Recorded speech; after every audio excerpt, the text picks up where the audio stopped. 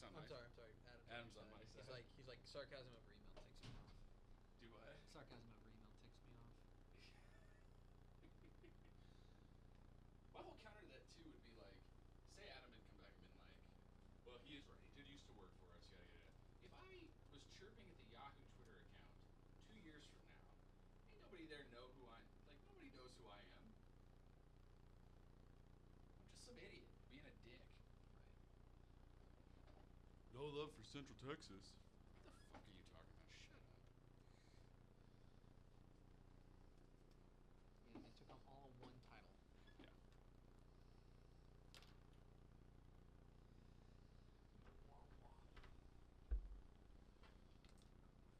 Hope we get some, because kids are off, there's a high, people want to talk.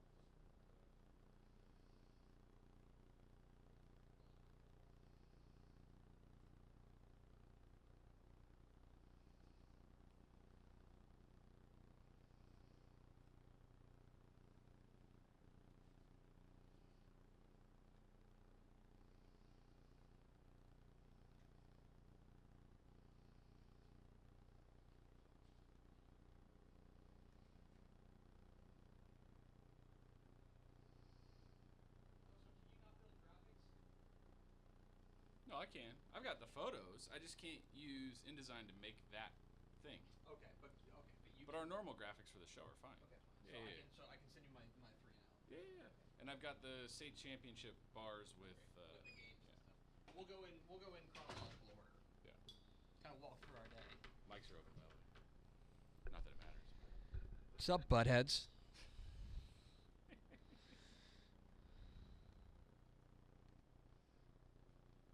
Okay, where are you?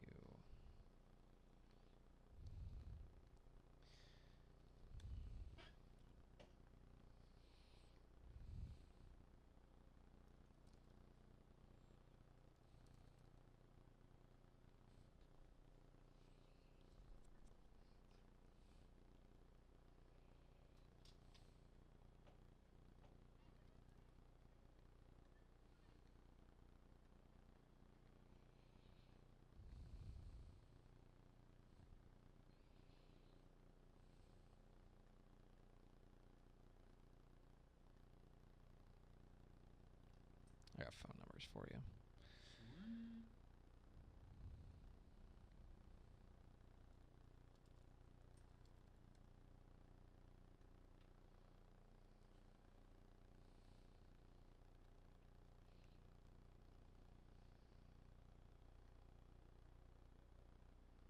Do you have JDs? Mm-hmm. Okay. Yeah, I still got it. Hey boy! Oh, let me send you those 3 thingies.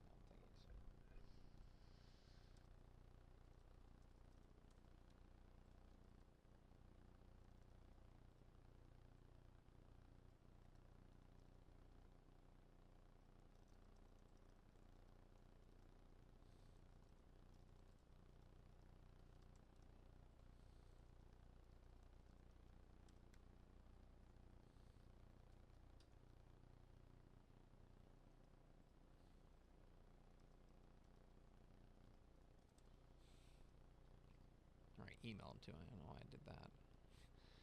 Okay. I will, but I'll just take those same things. Whatever.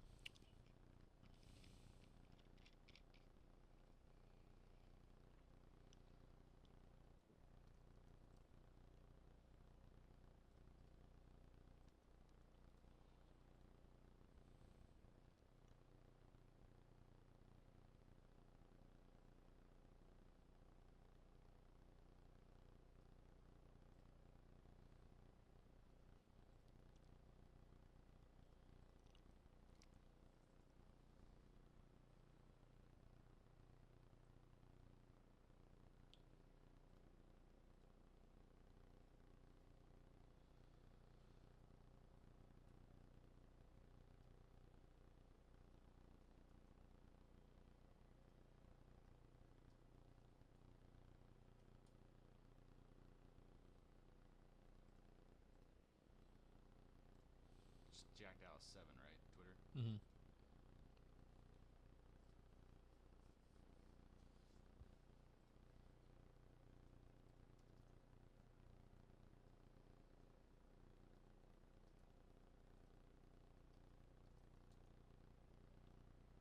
Tullos on Twitter. Yeah, at Coach Tullos, Tullos.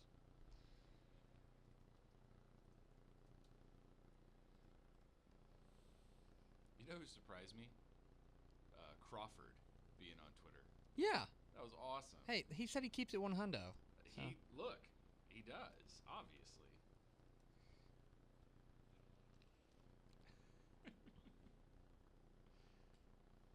That was awesome.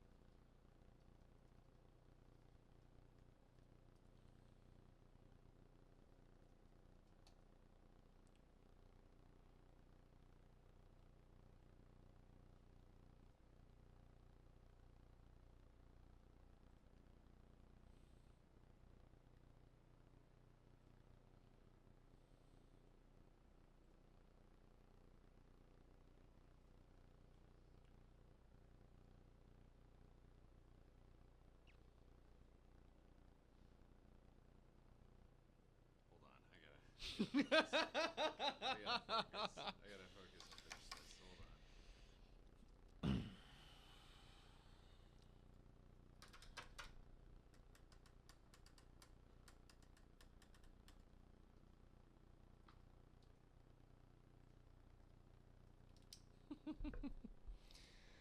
Also, we probably need to record a new Music City Bowl preview. Wow. Okay. It's literally Let's do that before you leave. on my flight home today, or on my flight home on Saturday. I was thinking that. All right.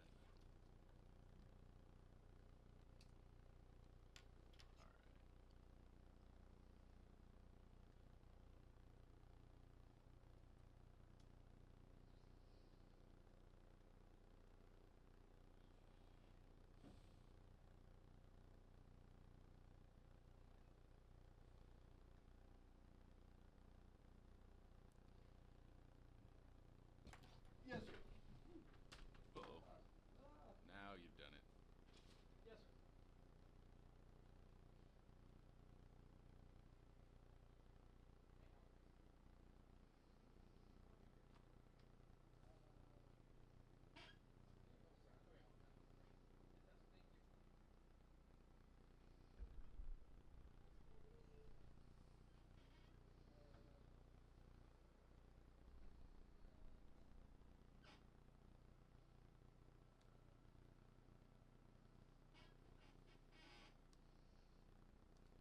We got our cotton bowl chocolate covered peanuts. Oh, nice. And brownies? Give me. Wow, brownies.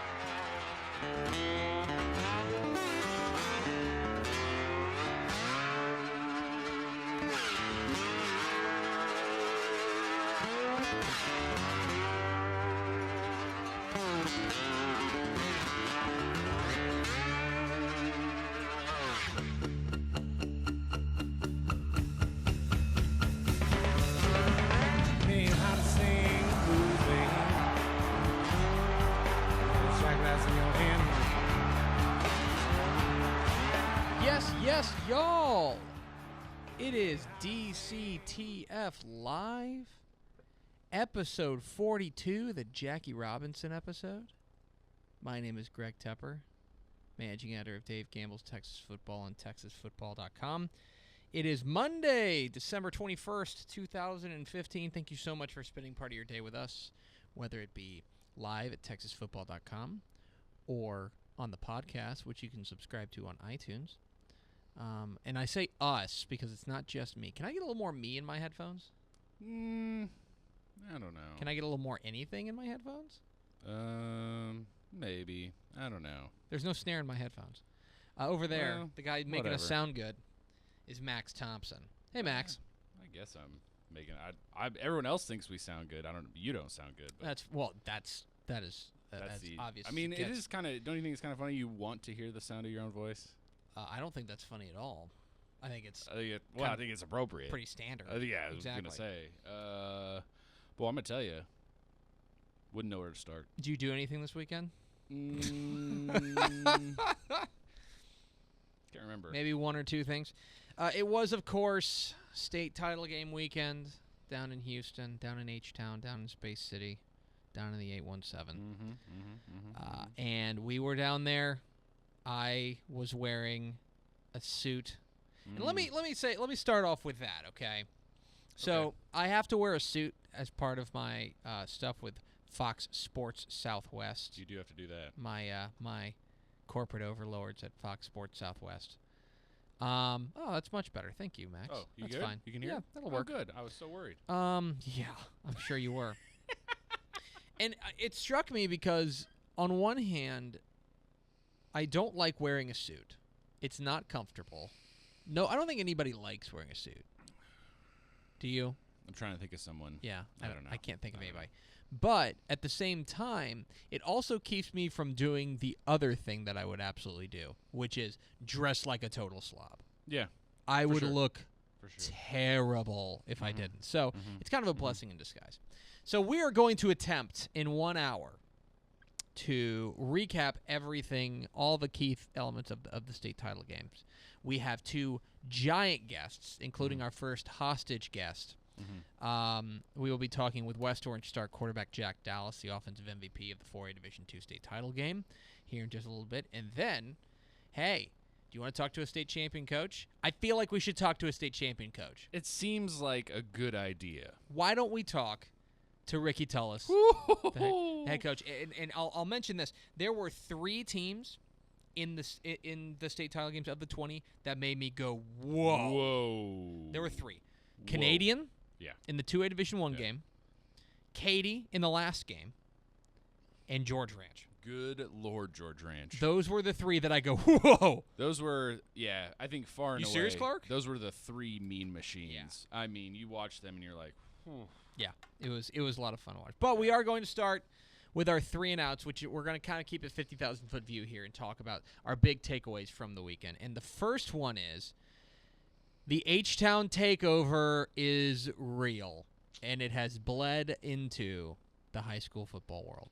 oh, man. 3 of the 4 state championships in 6A and 5A go to Houston, with Galena Park North Shore in the 6A Division I title game, with Katy in the 6A Division II title game, and with George Ranch in the 5A Division I title game. So the 3 largest The DFWers not handling it well. DF no W's? W. No W's.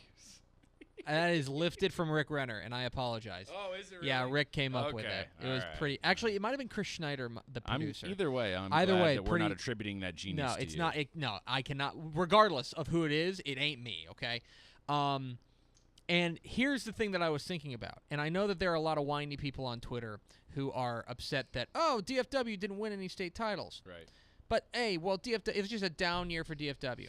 Let me tell you, if DFW had won 3 of the 4 biggest state titles, all you'd hear was how DFW was the center of the Texas high school football universe. Yep. So you know what? Houston is the center of the Texas high school football universe. Booyah! And there's no doubt about it. They won 3 of the 4. And if you want to if you want to squint and just call it Southeast Texas, Yeah. you can include West Orange Stark in that. Yeah. I mean, they won. They dominated. They dominated. It was 2 emphatic wins and 1 classic in those 3. And I don't think there's any doubt that Houston right now is the center of the Texas high school football universe. It has to be considered that way. Yep. So now, can it shift next year? Maybe. But right now, it's H-Town, baby. Yeah. H-Town. H-Town takeover, if you will. It's been the year of H-Town The year takeover. of the H-Town takeover. Yeah. They have the only conference champion, and now they have the 3 of the 4 biggest state champions. It's a nice hat, by the way. Thank you. You're looking sharp. Thank you. I'm also wearing the shirt. Ooh. Actually, the shirt belongs to Frank. So key number, we'll go to second down, our second one. We got to touch on the negative stuff because it's not all sunshine and daffodils, and we would be remiss if we didn't mention the negative stuff. First of all, the injuries. Good Lord. It was a terrible year for title game injuries, and not just depressing. Not just injuries that happened before that carried on, and it was clear that there were people who weren't right. Yeah. Jet Duffy and Duke Carter from Mansfield Lake Ridge. Alex Faith from Albany. Oh my gosh, Franklin linebacker I love. Will Phillips. Yeah, he looked something was bugging him during that game. He was gimpy. And I know that everybody's banged up there. Yeah. But it's part of the game. But it is part of the game, and you know, I was talking with Ryan Rourke from Angleton on Fox Sports Southwest, and we were talking off the air, and he goes, and I said, yeah, that's just it was the day after the Trayon Smith, the running back for Cameron Yo, really did something bad to his leg. We're looking for information on it, but after that, and I said, yeah, you know, that Brock game, it just kind of felt weird after that, and he said, you know, when I became a head coach, the one thing I said I'd never do is apologize for winning. And you know what? None of those teams should apologize for winning. No, absolutely not. No, absolutely not. No, but it is a shame that Connor Pingleton, the quarterback for Salina, goes out. Trayon Smith goes out. Yeah. Because for us, from our perspective, all we want is to see the best teams in the state at full strength playing each other. Yeah. And we didn't get that in a number of these games. Reed Klubnik, Westlake. Reed Klubnik from Westlake. Exactly. Abe Willows, like Travis. Mm-hmm. There was a number of players that we were missing in these games that it's just a shame that we didn't, you know. And then there were teams like Brock. Brock lost 2 centers, I think. Yeah. And they still won. Still found a way. You know, they found a way. So, but in the end, that was just a sad undertone of, oh man, well, we've got, you know, here are these teams that aren't full strength. I really wish they would have been. But I think you're right. Be clear, not to take anything away from the teams that won, because they came out, they did their job. It's not an excuse. It's just sad for everyone because you want to see everyone get that chance on the biggest stage. May I issue a hot sports opinion? Uh-oh. Sound the alarm. Ba, ba, ba, ba, ba. The better team won all those games. I don't think there's a game that I look at and I go, oh, the best team didn't win that game. The only one that gives me a little bit of pause is Cameron Yo and Brock. I was about to say, that's the it's only the one. only one that gives me a little bit of pause. You but know, even then, I'm not taking anything away from Brock. Even then, we had that at a coin flip type game. Yeah. I think maybe that game is a little different, but not a ton different. No. And I think that they are a deserving champion. I don't think that I think the injuries are unfortunate, but I think that the better team won. Period. Sure. That's just what I'm saying. I think that's fair. So we're sticking with the negative stuff, right? And so we've got to talk about the attendance.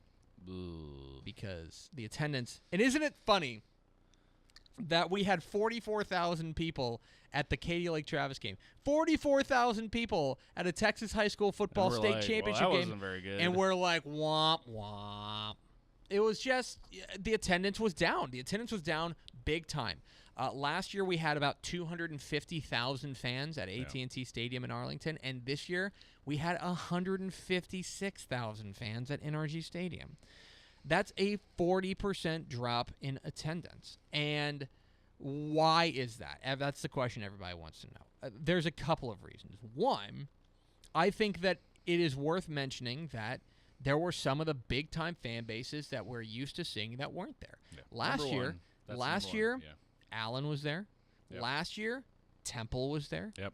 Last year, you had these big, crazy fan bases, and wherein you are now replacing those with 4 of the 20 teams were either 6 years or younger.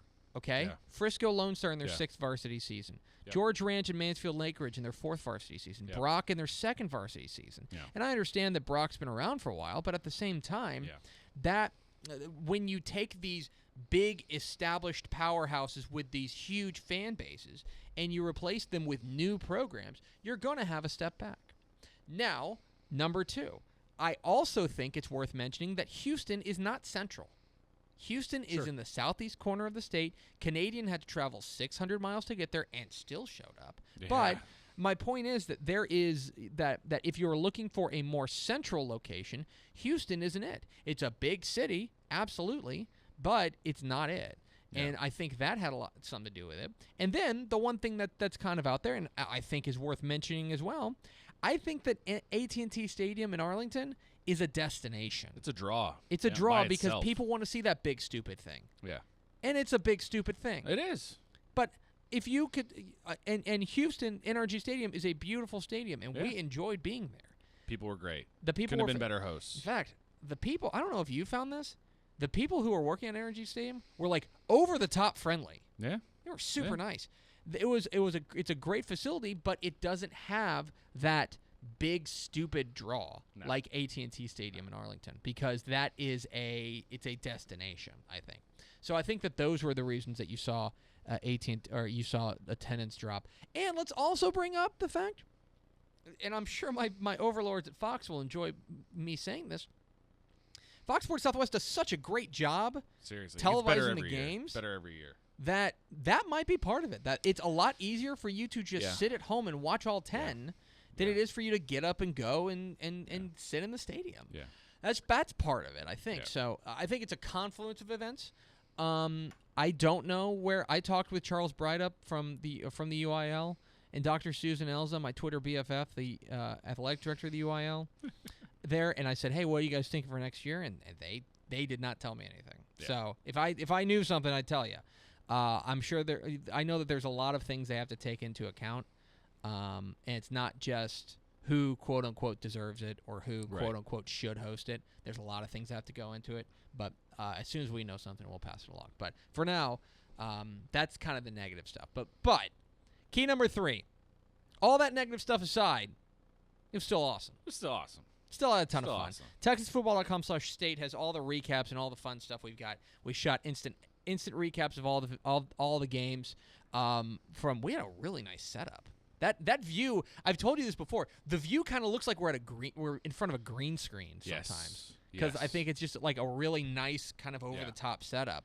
But it was it was fun. I'll tell you, I always love state title game weekend. There's nothing like it. Mm. The fire that you see from the fans, the games, even though the games I think were largely subpar this year, just Yeah. because we had a number of blowouts and the injury type thing, but it was still great. Yeah. It was a good time. It's a good time in the press box with the Yeah. mafia, hanging out, everybody All busting each other's those chops. yahoos. Everybody busting each other's chops. It was a good time. I think everybody enjoys state title game weekend. And it was fun. It was good to see old friends make new friends. I got to talk to Kevin Smith, the former West Orange Stark standout, and former Aggie and former Dallas Cowboy, and that was fun. I got to talk with Ryan Rourke. I got to see Jeff Reardon. I got to talk to Don Clayton. I got to talk to a whole lot of guys. It was a lot of fun just being down the field, making new friends. I had people who were yelling at me about like that I was the guy on Twitter. Yeah. You know, there were a number of people like, "Hey, Mhm. you're the guy on Twitter." It's like, yeah, that's me. That's me. That's what I am now. That is my cross to bear. I'm the guy on Twitter. Also, the Argyle tailgate. Yes. Oh my gosh, how can we forget? So we are walking in. Yeah. We are walking in to NRG Stadium on Friday morning.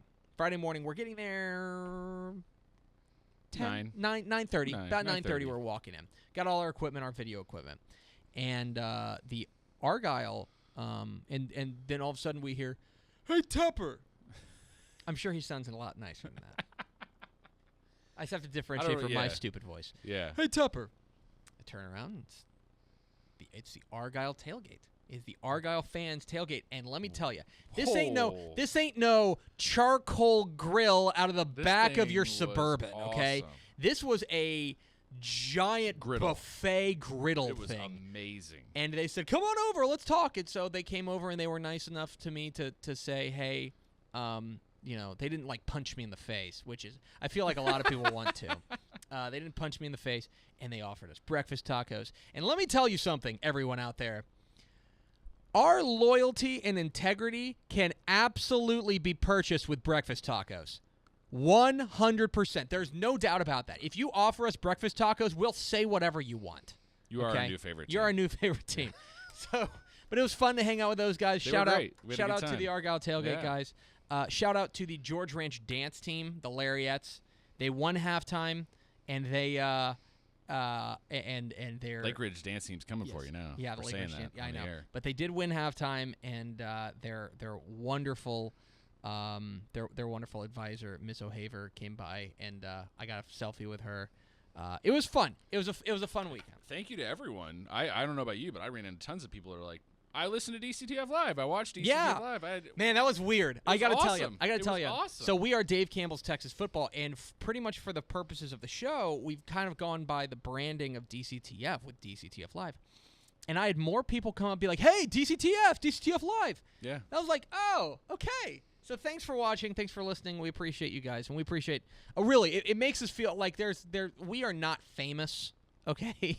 And so it's still very cool for us when people come up and say, hey, we listen to your stuff, because we assume we're doing it for us and our moms. Yeah, basically. Okay, because our wives are ashamed. Our moms have to be proud. Mm-hmm. So I will tell you one more story while you get our guest on the phone. Okay.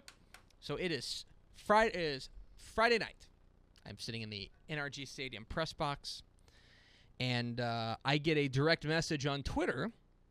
He's finishing up. It's like 12:30, and he's finishing up video editing, and I get a message on Twitter from Jack Dallas, the West Orange Star quarterback, and it says, it's kind of panicked. Says, hey man, do you have a number I can call about getting my letter jacket? I left it in the locker room. I go, oh my gosh. Well, I mean, I look around, and Kate Hector, who is the communications director for the UIL, who is fabulous, but she was gone at that point because she has spent way too much time there. She's gone. The whole UIL crew's gone. And so I say, okay, well, where is it? And he kind of tells me where the locker room is. Tells me where the locker room is, and he goes, go, and it's, well, I'll see if I can go down and get it. And so I go down, I'm looking through the locker room, and sure enough, I find Jack Dallas's letter jacket. And so there's only one thing that you can do at a time like this, and that is to hold that letter jacket hostage. Ransom. Time to have a ransom. Have to. Which is why we are so glad to be joined on DCTF Live by the quarterback of the West Orange Stark Mustangs and the owner of a really nice letter jacket. And MVP of the state championship offensive game. MVP. It is Jack Dallas. Hey, Jack. How you guys doing? We are doing just fine. So you got your letter jacket back, and we kind of held it ransom for it. So how in the world do you leave your letter jacket behind in a title game, or at a title game locker room? Oh, well, when you're celebrating, you're not really thinking about your Letterman jacket. You're just thinking about celebrating with your boys. So I put in a bad spot, so that was dumb on me. Well, I will say we remarked on this in the press box that honestly it was probably the right move to tweet me, because I'm always on Twitter. Yes. And you probably knew I was there, so that was really keeping your head on a swivel. Congratulations, obviously, on the victory over Salina. I want to go back to last year, where you guys come up a bit short against a very good Gilmer team. What was the message from Coach Thompson? What was the message from the leaders on that team coming off the field at AT&T Stadium after a loss to Gilmer? Oh, the guys were just there was very few underclassmen playing in that game, but the ones that were, they wanted us to come back and finish the job, and they truly believed that we could come back and do it. They told us I mean, we all witnessed the grind that they put in, and we did the same thing this offseason, and it paid off.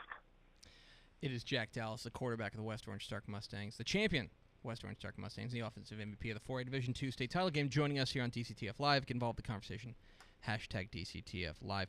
So going into the Salina game, you know you're going up against a very good opponent. What was the offensive game plan to attack what was a very good Salina defense? Well, we knew from the very jump we had to dominate up front. If our line could win at the line of scrimmage, we knew we had a very good chance to win this game. And our offensive line most definitely showed up for this game, and they gave me the time I needed when we needed to throw the ball, and they opened up the holes for the running backs to run the ball. And, of course, on the other side, it seems like your defense really, obviously Salina loses their quarterback, but regardless, the defense really stood up for you standing on the sideline, watching that defense operate. How are you feeling when you're watching this defense kind of take apart what's a very good Salina attack? Oh, I mean, when they're stopping them every drive, it takes a whole bunch of pressure off your offense. When they only allow 3 points, it's hard for us to not go out there and score a touchdown. I mean, when your defense is playing that hard, you want to score for them, and that's that they worked their tail off this week, and it showed off, only allowing 3 points. What was the celebration like, either that night or when you guys got back to Orange? When we got back to Orange, we pulled in the parking lot like we do every week, and our whole school parking lot was filled with cars, parents' cars, friends' cars, and it was just a huge celebration. The community, it was awesome. We had an escort back into town. It was unbelievable. It was. I imagine the party went on for quite a while, and of course, you were named the offensive MVP of the game, and did a lot of damage both with your arm and your legs. For you to be named the offensive MVP of the title game, what does that honor mean for you? Oh, it means it's a credit to the whole team. For one, those guys, we truly were a team this year. Not one guy could do its job without another guy performing its job. And for me to be named, it's a huge honor. But the whole team deserved that trophy and that MVP. We all worked hard for that.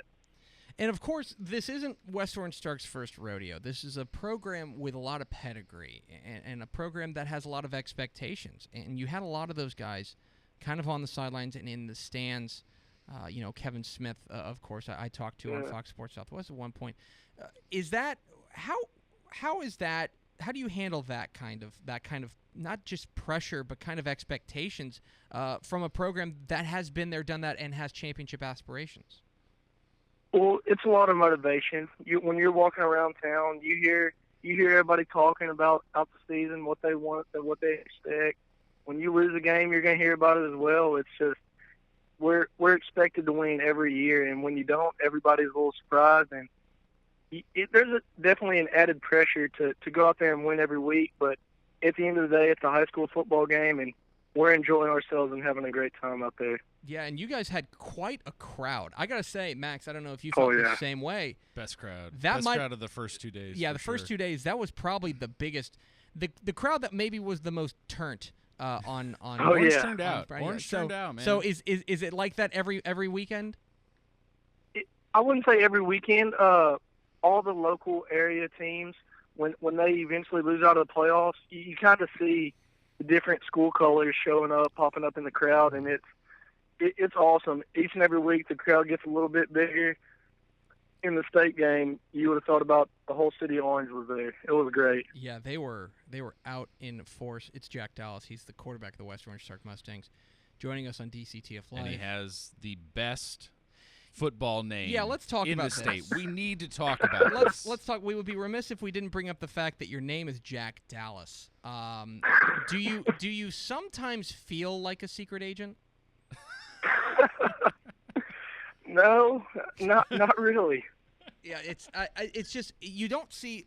How often do you get comments like that about your name? Because it's a very unique kind of Texan Friday Night Lights type Yeah. name. How often do you get comments about your name? Daily. People, they really like the name. They think it's catchy. Every time I'm in a different city, my last name changes. Every time I'm in a different city in Texas, my last name changes pretty much. So you were Jack Houston on I was Friday? Jack Houston on Friday. Coming through Beaumont, I was Jack Beaumont. Just whatever it happened to be. We have very stupid names, so it's For sure, but I'm curious. Well, although I will say I get a lot of, people always ask me, Maximilian, huh? Well, what's up with that? So what do your parents say about naming you Jack Dallas when people ask? Well, I got to give all the credit to them. They did a great job apparently on naming me. That's a great job. Yeah, keeping your head on a swivel there, Mom and Dad. Yeah, they brought their A game for their name giving. I'll give them that. All right. So now let's look forward. Obviously, you guys, you're just a junior. You will be back next year as the quarterback of the West Orange Stark Mustangs. And now, obviously, you're only a couple days removed from a title, but it's never too early to start talking about 2016. You guys are going to be in a very different situation. Whereas this year you had to replace a lot of pieces. It seems to me you're going to have a lot coming back for next year. How does that change how you go about your business? Well, we're going to go through the off season as we do every year. We're not going to have to replace too many starting seniors, which is awesome because chemistry stays the same. You can work out the same plays and just you keep everything the same. It's just the grind for this off season. We're going to have to stay more focused because our goal is definitely to repeat next year. He is Jack Dallas. He's the quarterback of the state champion West Orange Stark Mustangs, the 4A Division II state champions. You can follow him on Twitter at JackDallas7. Jack, appreciate you hopping on with us. Congratulations, and I'm very glad you got your jacket back. Oh, yeah. Thank you guys so much. Thank you for having me on. There he goes, Jack Dallas, the quarterback of the West Orange Stark Mustangs. He's the man. Nice kid. Nice guy. Nice Yeah. guy. Easy to root for. Easy to root for. And that was, I mean that about the fan base. They were. It wasn't even close. West Orange Stark turned out for that game. They were out of control for that game. Yeah. It was really, really cool to see. There was a big crowd. Yeah. So thanks to Jack Dallas, the offensive MVP of the 4A Division II state title game, for hopping on with us. And we did hold him a little bit hostage, but I also don't mind. I don't feel too bad about it, and I'm glad he got his jacket back. So you went and returned his jacket to him on Saturday? Oh yeah. Yeah. Okay. Good. Yeah, he. I guess him and his family were around for Christmas. Stuck around with family in Houston, and then he was gonna watch the games, but needed to get back home, and it was pretty funny. His big shock of hair sticking out of a backwards hat. Running One of these across hats? the street. Yeah, probably. It was One of probably these that hat. And I said, well, your mom won't kill you now. So we are DCTF Live. We are here every day, every weekday at noon on TexasFootball.com. We're going to be going on Christmas break after tomorrow's show. I have to go to St. Louis. Max has to go to sleep. And so we will be out of pocket for the rest of the week after tomorrow. But we've still got a ton of show on deck. Let me get one bit of business out of the way while you get our next guest on the phone. Okay.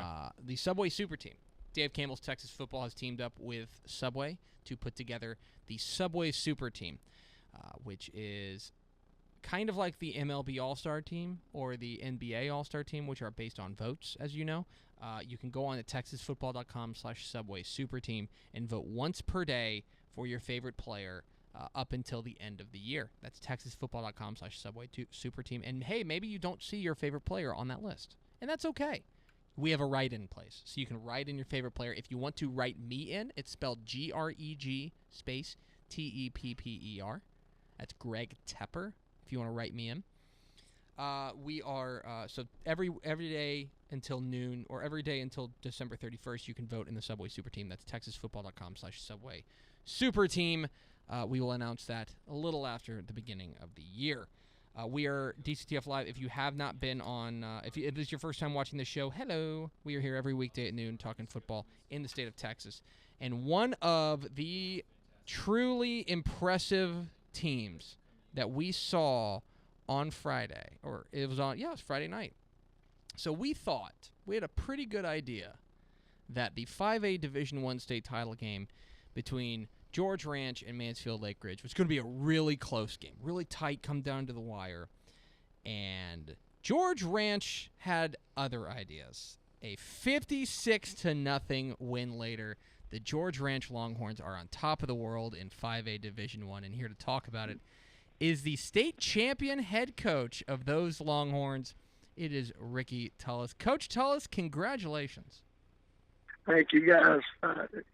It's a special feeling. I'll tell you, I think we're still on cloud nine, but we're going to enjoy it and continue to enjoy it for a while. So I'm gonna admit something on the air that I normally wouldn't. I went up to you before that game started, and I came That's up right. and I shook your hand and I said, Coach, congratulations on getting here and how you feeling.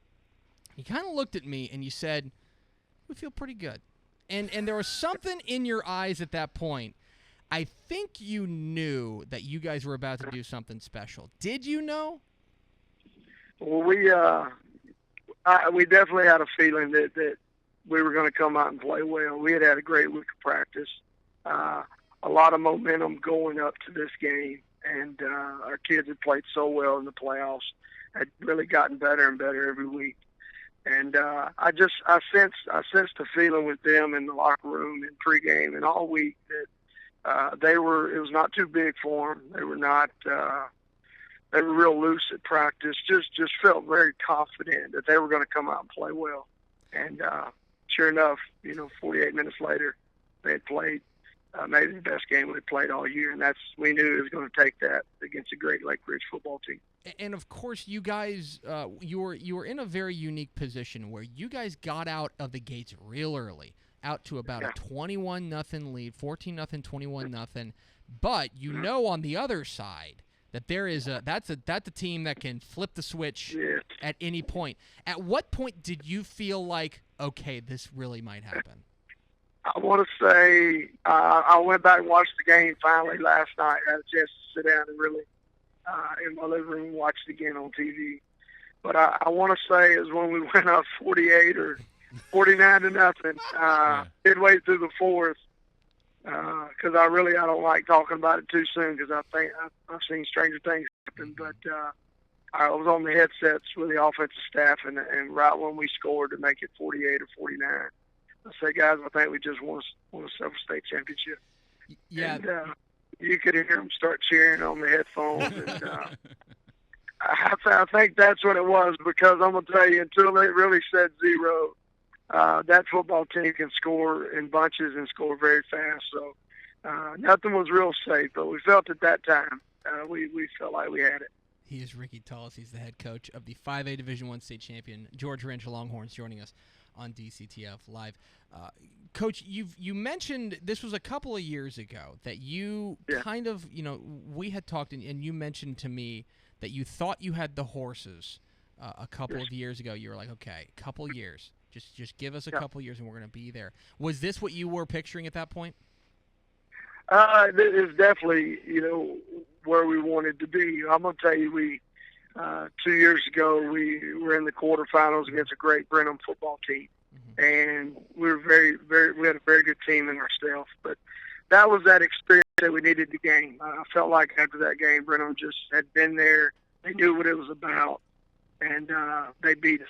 And we turned around the next year and fought our way right back to the regional finals again and faced the Temple team that is a very good Temple team as well. And, it was just a great football game. It was 28-14. Can't say enough about them. But then we found ourselves starting this year with lost a couple big-name kids that went on to big-time D1 football. And I think on the outside looking in, people thought we were going to take a step back and maybe not do as well as we'd done the two previous years. But I'm going to tell you, the kids in our locker room and inside this program, they had been doing it now for 4 years, and they had seen that success and been a part of it. And that experience that our seniors gained over the last 3 years, I've seen that going into this year's Temple game. They wanted a rematch. They were ready for the challenge, and it showed that night at Berry Center. And to get past that one and just continue to march on to NRG is special, and I attribute all of it to the hard work of those seniors and watching and gaining that experience from 3 years prior to that. Is it tiring having so many good running backs? Is this a problem for you? I mean, because it seems like you guys had 4 or 5. Obviously, Darius Anderson gets a lot of the headlines, and he was terrific. But it seems like you guys go 3, 4, 5 deep on real quality backs. No, we have. We've been very blessed, very fortunate. I mean, it started 3 years ago with Collins Corbina, and Xavier Marks was a junior. Darius Anderson was a sophomore. And Collins graduated, then Xavier's a senior, and Darius is a junior. And Fontenot is running on our JV that went 10-0. And then Xavier graduates, and here's Darius' senior year, and here Fontenot steps on the stage as a junior. And now we got a Fisher that's a sophomore that was our third back. He ran some the other night. He's going to be a junior, and we expect big things from them. We got a couple of freshman running backs that was on a freshman team that was 10-0 that people don't know about right now, but they're going to see them in the next couple of years. And like I said, we've been fortunate, very blessed. And, we're always going to try to run the football around here and play great defense. I just think that's a formula for winning. I don't care if it's the NFL, college, high school. Teams that can run the football in December and play great defense has a chance to win it all. We would be remiss if we didn't mention that Lake Ridge, a couple of their key players were pretty banged up. Jet Duffy, it looked like their quarterback was having trouble running. Their star running back, Duke Carter. I know you're not going to make any apologies about winning, but I imagine was there a point where you looked across the sideline and you adjusted your defensive strategy based on that? Yeah, well, I mean, we didn't know going into the game, how. What percent they were going to be at. We knew they had got banged up, but we didn't know where they were or how they felt. But when the game started and we seen that they're going to have trouble running the football, then we needed to just bring some pressure and make them get uncomfortable. Don't just let them sit back in the pocket and throw it around. So we really wanted to try to make him uncomfortable. With some pressure. I felt like our D-line did a great job of gaining pressure, just rushing through. But we did mix in some 4 and 5 man pressures. And our secondary, and I can't say enough about them all night. They were in people's hip pockets and just there was no receivers running open. Just a total team defensive effort. I can't say enough about those guys. The defense was fabulous. I don't care who was out there.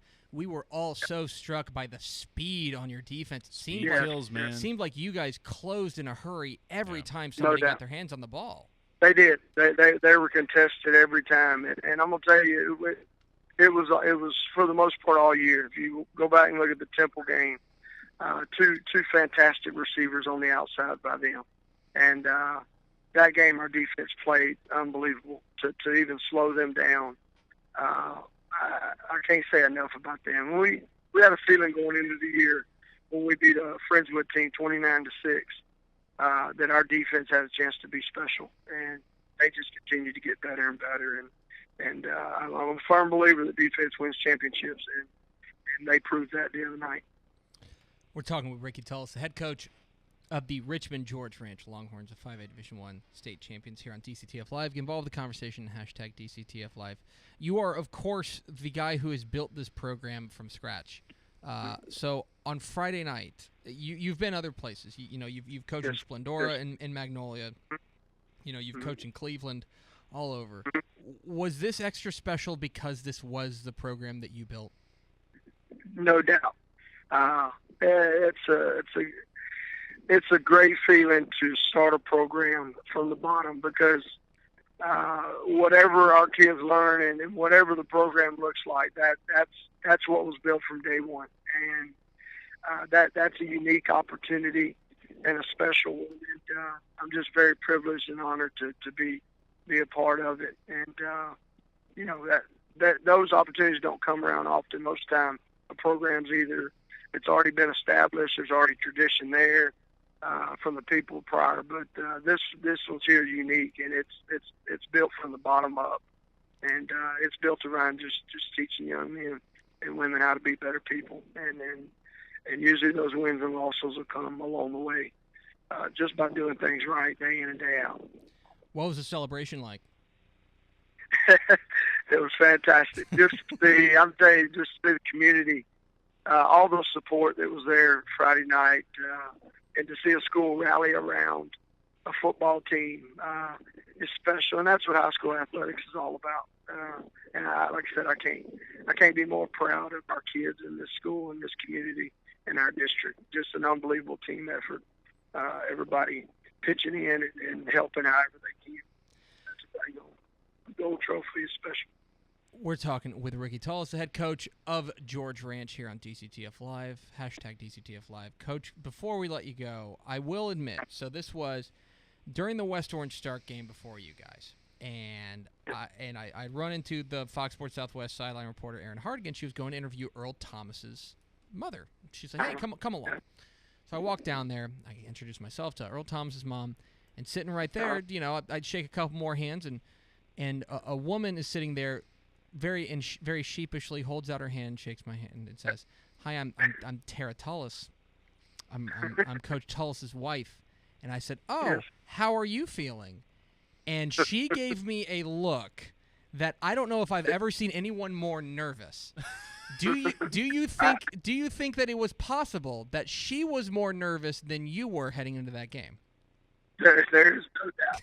There's no doubt. She's our biggest fan, and definitely my biggest fan. And bless her heart, she's a great coach's wife, and there's not a doubt in my mind that she was more nervous than anybody. Matter of fact, we got home and her phone somehow is shattered into pieces. I don't know how that happened, but we're gonna have to get her a new phone. Needless to say, so good stuff. I imagine it will be all worth it. He is Ricky Tullos. No doubt. He is the head coach of the 5A Division I state champion George Ranch Longhorns. Coach, again, congratulations, and go enjoy this one. Don't think about football for a little bit. We are. All right. We're going to do it. Thank you, Greg. All right. There he goes, Ricky Tullos, the head coach of the George Ranch Longhorns. I'm telling you, Tara Tullos. It's because you're in this seat because she was sitting. Right. She was sitting there. Normally they don't let him in, and to let the other fans in until the other game's over. But this is the second quarter of the West Orange Stark game, and it's early at the 50-yard line. Okay. These are primo seats. She's like second row, 50-yard line. Yeah. And all these people in gray and blue from the West Orange Stark side are going nuts and stuff like that. Yeah. And here is this woman just sitting here, like this, and. Like, she was nice enough to introduce herself to me. Yeah. But she looked like she was like big day. Oh my gosh. Big day. So you feel that's the thing. You feel great for a guy like Coach Ricky Tullos, who was our coach of the year last year. Yeah. Or in 2013 rather. He was our coach of the year. You feel great for him. That's one of the things we don't talk about enough. You feel great for the families too, because they go through it too. His kids, Andrew and Tanner, they've been coaches as well because they're all on board with it. Yeah. So very cool to see George Ranch come out and just dominate. I'll tell you, I'm pretty sure. I'll say this: I'm pretty sure Katie would beat Galena Park North Shore. Okay. Yeah. I am pretty sure I would take West Orange Stark over La Vega. That'd be a good game though. I'm pretty sure I would take Brock over Wascom. Yeah. And I would take Canadian over Bremont. Right. Okay. That 5A game, George Ranch and Cedar Park, no idea. Can we get that? No idea. I'd love to find out. Can we play that next week somewhere? I would love to find out. I really would. That would be awesome. So thank you to Ricky Tullos, the head coach at George Ranch, for hopping on with us. That was a lot of fun. Good to talk to guys who are very happy. And I was really nervous when I talked with Kevin Smith of West Orange Stark. I was really nervous they were going to lose. Then I'm going to have to interview and be like, so, team just lost, huh? Yeah. That kind of sucks. We are DCTF Live. We're here every weekday at noon. TexasFootball.com/live. I'm Greg. That's Max.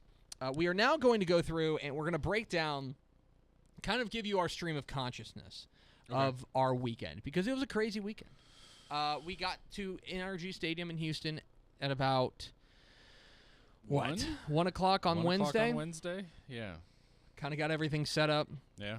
And then I met some friends for dinner. I know you met some friends for dinner. Same. Stayed at the beautiful Hyatt Regency. I feel like we probably have to say that again. The Houston Hyatt Regency in No downtown one asked me for your Houston, hotel room, which It was is weird. probably After the best. offer. There were a lot of Brock fans there. Tons of Do you Brock notice that? fans. There were a lot of Brock Man. fans at our hotel. There Yeah. were. They were in a good mood. There were a lot.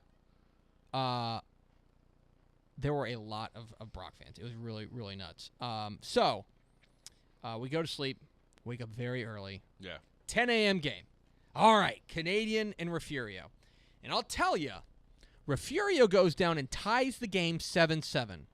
And I'm thinking, game on. Game on. Here we go. You were really thinking that? Refugio Or came just to took that? play. Maybe Canadian. Okay. It's at the 10 a.m. starts getting to them. Okay. 600 miles right. of travel. Sure. 61-14? Is that what the score? 20? 61-20? 61-20. 61-20. Canadian. Holy Kane cow. did what we expected Holy them to do. cow. They were even faster in person than I thought they were going to be. Yeah, I mean, just a technically sound. Oh, my gosh. I he mean, is that wide receiver, Cameron Copley. He is a technician. yeah, man. It is plant, turn, Catch. and catch. And I'll tell you, up in the press box, as the games grow, the press box gets more crowded. Yeah. But in the press box for that game, literally everyone was like, where's Tanner Schaefer going to college? Yeah, Where's Tanner Schaefer going to college? yeah. Because that kid, Can play. goodness, Flat out play. he can Yeah. put it on He's a awesome. dime. He's awesome. He was great in that game, a deserving MVP. They came out, the defense, I mean, that's a really good Refugio offense, and they It made him is. look rather average for most of that game. Yeah, for sure. You know, and Refugio just couldn't get anything going. No. But that is more about Canadian. I'm telling you. It is. I'm pretty sure Canadian or Refugio is either the second or third best team in 2A Division 1. Yeah. And Canadian beat them in a title game Yeah. by 41. Yeah, that was a really good Refugio team, and it wasn't close. It was a no contest. No. That Canadian And team. honestly, we've talked about this a little bit. I think you can make the argument that Canadian could have won the 3A titles, both of them. I think they could. I think they could have beaten any team that played on Thursday. I think Yeah. Canadian would have beaten Yeah. any team that played on Yeah. Thursday. Been close against the bigger teams for sure. Not quite the same size or athleticism. So but Canadian that go- Canadian team was great. So Canadian goes back to back, and then we get the 2A Division 2 title game, pitting a rematch Bremont and Albany. And I was down on the sideline. Yeah. I got done with my Fox Sports Southwest hit. I interviewed Right. Jeff Reardon from Crosby, Ah, yes. and then I'm standing on the sideline, and over there, my Twitter buddy, Rashad Paul, Ah! warming up. yeah. He kind of looks over at me, and I look at him. Give him one of these, and he goes, Yeah. my Twitter buddy. So, and He was ready. and he showed out. I'm He was telling ready. you, Rashad Paul, only a junior, special. I mean, some of the runs he made Yeah. were pretty incredible, and I thought the defense played really well. I thought the Bremont defense flew to the ball. And what's funny is that the score won't indicate it. What was the final? I don't have them in front of me. 35-20. 35-20. Yeah. I should probably pull that up. 35-20. TexasFootball.com/state for all our recaps and stuff. 35-20. I'll tell you, it just never felt like Albany was going to break through. It felt like Bremont kind of had him at arm's length. And even when It felt like it was an uphill climb the it whole would way be for like them. it would be like Albany took a step forward and then Bremont took a step and a half forward. No And- shortage of effort by Drew Neese. I mean, he made some Yeah. plays, the quarterback And for Alex Albany, Faith but- playing hurt. I mean, Yeah, and it was gutty obvious he effort. wasn't 100%. Yeah. Gutty effort, but I'll tell you that Bremont, a deserving champion. I know that hurts for Denny Faith and company, but a great win for Bremont. They repeat as state champions. And then the 3A Division 1 game. Brock wins it 43-33, and that's pretty much only part of the story, sadly. Yeah.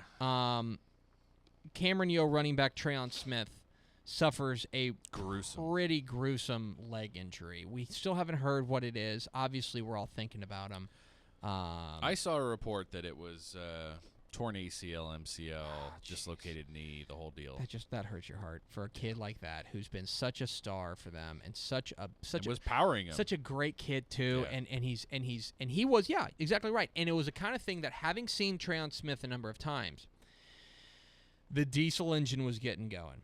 Yep. And it was chugga, chugga, chugga, chugga, Yep. chugga, chugga, chugga, chugga. And it was like, he's about to go off. I mean, it was still the first half. I know. And when he went out injured, 130 yards already. I mean, it was really, really remarkable. But I'll tell you, that Brock team, that defense can lay the lumber. These are two separate things, by the way. It was a non-contact injury for Treon Smith. Yeah. So, hard stop there. That Brock defense, there were bigger hits in that game than I think any other game this weekend. Yeah. They were flying around. That defense was flying around, and then the offense started taking over. And Letty French and that big offensive line started pushing and getting those yards, and it was really, really impressive to see. I was impressed with just the way that they mixed up their running backs. Cooper Warren was great. Letty French was great. I thought that Chad Worrell, the coach at Brock, made great halftime adjustments to kind of slow down what was going to be a different look Cameron Yeo team. Yeah. And Brock comes away with a win. A great victory for the Eagles in just their second varsity season. A remarkable story. I'll tell you, it did have a bit of a funereal feel after Cameron Yeo or after Treon Smith went down. It was just tough. It was really tough. It's just a bummer, but hey, congratulations to Brock. They are the 3A Division I state champions. And then the nightcap, which kicked off at about 10:15, and I know the UIL was super pleased with that one. And I'll tell you, it stinks that it kicked off so late, because I thought this was a real fun game. Really good game. Really fun players. Wascom comes away with a 33-21 win over Franklin. You gotta love when you've got the wing tee against the slot tee, just running the ball. The game got over real quick. Yeah. But Franklin, I'll tell you, Franklin was getting the better of Wascom for the first half. Yeah. They really were. Wascom was turning the ball over, and Franklin was capitalizing. But then, for some reason, Franklin tried to throw, and I just don't understand why. Two decisions, that ended up getting intercepted, and I just didn't get it. I thought, coaches will tell you that it was there for him. All the signs were there. Sure. But, and it's easy for us to say from afar, but, man, you're just like, just keep running. Just keep running. Just You're make getting this a foot race. I'll also tell you that Will Phillips was clearly not right for he was Franklin. hobbled. Yeah. So there's all that. Man, Chan Amy. Man. You're going there. Holy cow, he's fun to watch. The balance he has as a runner and the vision and it's the whole quick. Exactly. It's an underrated thing with high school running backs in general, but high school especially, hits the hole quick. He sees it and he's there. Yeah. It was really fun to watch him take over that game, and he did. He really took over. And Wascom repeats as 3A Division II state champs, which is really crazy because Wascom has been this also-ran program for decades, and now they're back-to-back state champs. What Whitney Keeling is doing is really remarkable. We're actually going to have him on the show tomorrow, so a little plug there. So then we got out of there at 2:30. Something like that. Sound We're about back right? at the hotel around 3. Got back at the hotel around 3. Hotel bar was closed. I wasn't happy about that. Lame. So then we wake up and we had and we were thinking noon. Fantastic. Yeah. Got a nice little one here. 4A Division I title game. Argyle gonna go win a. We got our breakfast tacos from our Argyle friends. We're like, okay. And then Waco La Vega. I'll tell you, there may not be a more physically impressive team that we saw.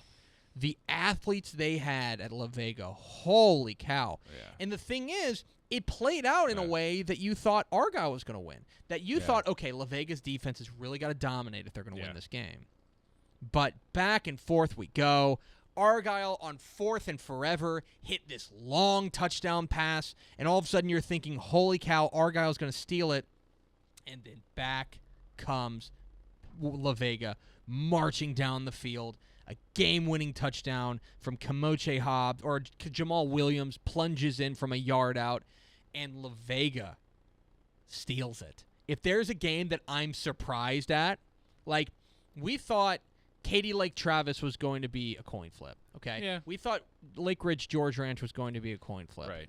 We thought Salina West Orange Stark was going to be a coin flip. We thought Brock Cameron Yo was going to be a coin flip. Right. I thought Argyle was a favorite Yeah. and a relatively clear one. I don't think there were very few people that sat there and went, yeah, La Vega. La Vega's going to win this. You know who did?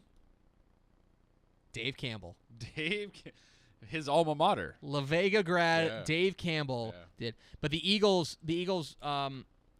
you know, the defense really was impressive. They really only had Argyle really only had one drive Yeah. in the fourth quarter, and that was the one when McCook caught Gage McCook caught that long touchdown pass Yep. with 2:09 left to take it. But then the guts that Yep. La Vega had to drive down. They got helped by a couple of penalties, but they drive down. They punch it in with 11 seconds left. We had our first really great game Yep. of the weekend at noon as La Vega takes the 4A Division I title. Then the middle game. We've already talked at length about it with Jack Dallas. West Orange Stark beats Salina 22-3. Yep. A dominating defensive effort. It's going to be colored by the fact that Connor Pingleton went out with a hand injury. First drive. And it was Bill Elliott from Salina told I believe she told Emily Reppert of Fox Sports Southwest. He goes, that was 75% of our playbook.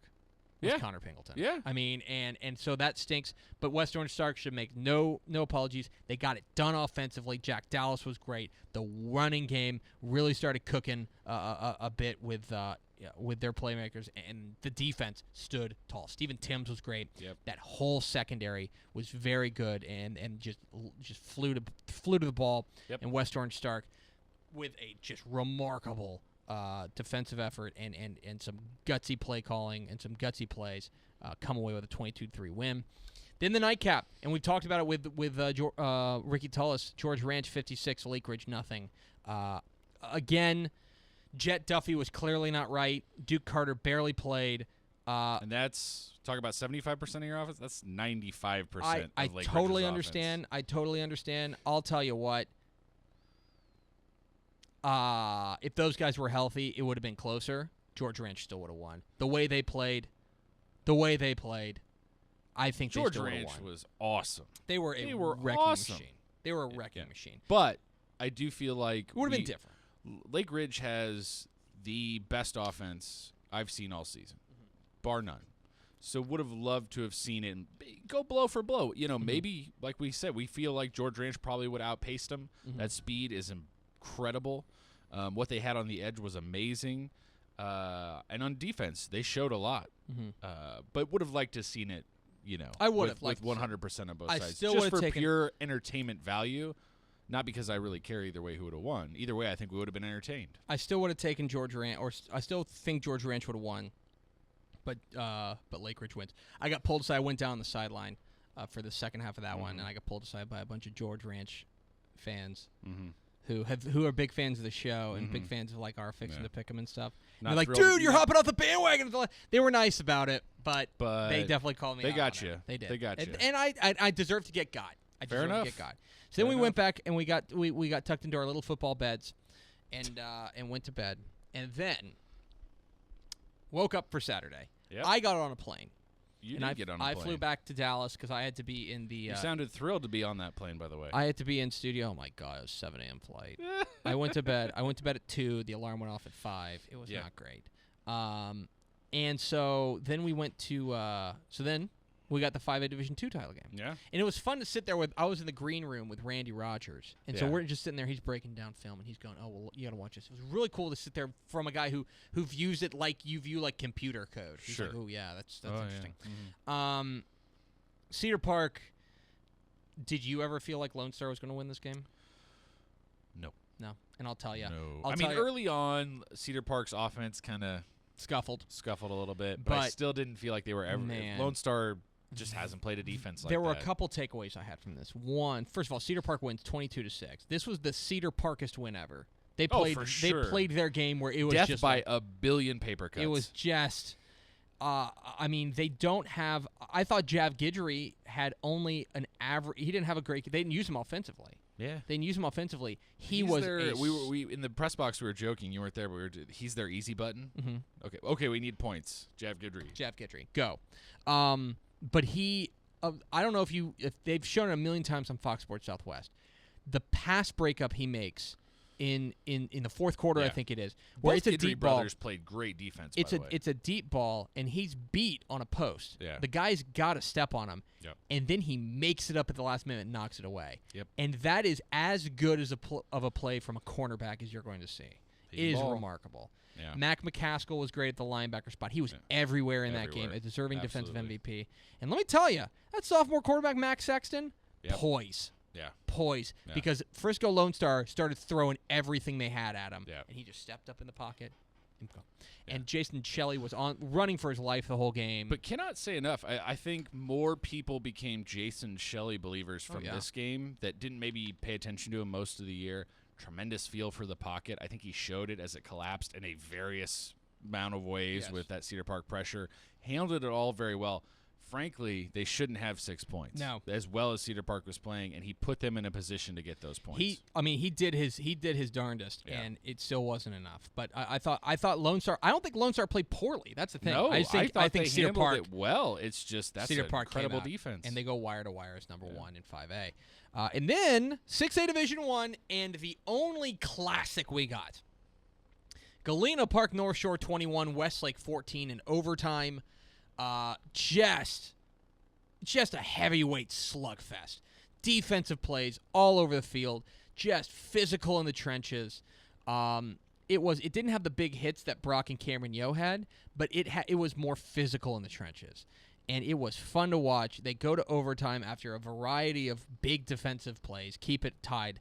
They go to overtime. Micaiah Long plunges in from a yard out to give North Shore the lead. And then Westlake drives down. They get it, I believe, 4th and goal at about the 6. What did you think of the play call?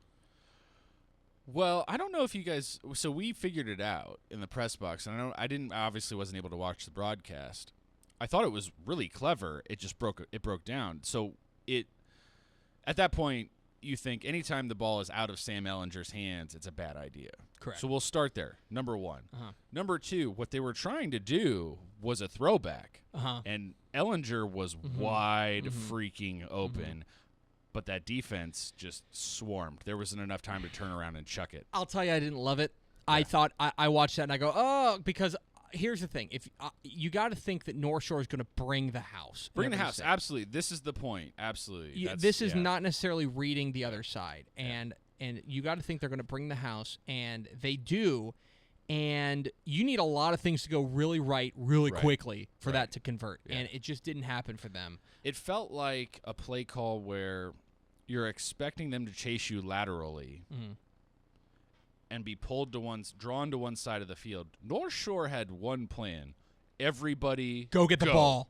Yes. Go wherever, like everyone just go. It wasn't we got to protect the goal line. It was we have to attack the ball. Yeah.